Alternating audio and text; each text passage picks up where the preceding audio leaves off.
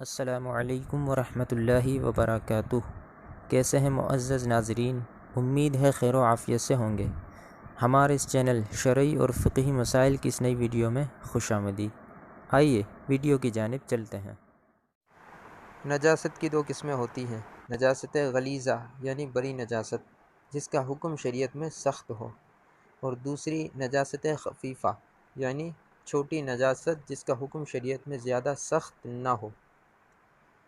نجاست غلیظہ کا حکم یہ ہے کہ اگر یہ کپڑے یا بدن وغیرہ پر لگ جائے، اور اگر یہ نجاست سخت قسم کی ہو جیسے پخانہ یا گوبر وغیرہ، تو اس میں وزن کا اعتبار کیا جائے گا۔ تو اگر اس کا وزن 4.5 ماشے سے کم ہے تو اس کو دور کرنا سنت ہے، بغیر دور کیے نماز ہو جائے گی لیکن افضل نہیں، اور اگر اس کا وزن 4.5 ماشے ہے تو اس کو دور کرنا واجب ہے، اور اگر اسی حالت میں نماز پڑھ لی تو نماز دوبارہ لوٹانی ہوگی، اور اگر اس کا وزن 4.5 ماشے سے زیادہ ہے تو اس کو دور کرنا فرض ہے، اور ایسی حالت میں پڑھی گئی نماز ہوگی ہی نہیں۔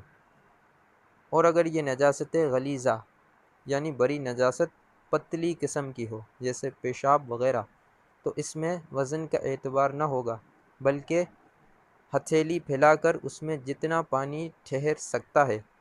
اب اگر اس پھیلاؤ کے برابر نجاست ہے تو پاک کرنا واجب، کم ہو تو سنت، اور زیادہ ہو تو دور کرنا فرض ہے۔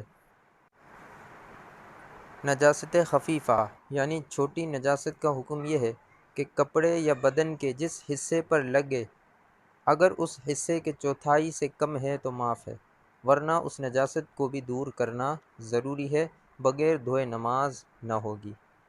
معزز ناظرین، اگلی ویڈیو میں ہم یہ جانیں گے کہ کیا کیا چیز ناپاک یعنی نجاست غلیظہ ہوتی ہے، اور کیا کیا چیز نجاست خفیفہ یعنی چھوٹی نجاست ہوتی ہے، اور کون سی چیز پاک ہوتی ہے وہ بھی بالکل آسان طریقے سے۔ اگر آپ کو ہماری یہ ویڈیو پسند آئی ہے تو پلیز اس ویڈیو کو لائک اور شیئر ضرور کیجیے، اور ابھی تک آپ نے ہمارے اس یوٹیوب چینل کو سبسکرائب نہیں کیا تو اس چینل کو سبسکرائب کرتے ہوئے بیل کے آئیکن کو بھی ضرور دبائیں، تاکہ ہر نئی آنے والی ویڈیو سے آپ باخبر رہ سکیں۔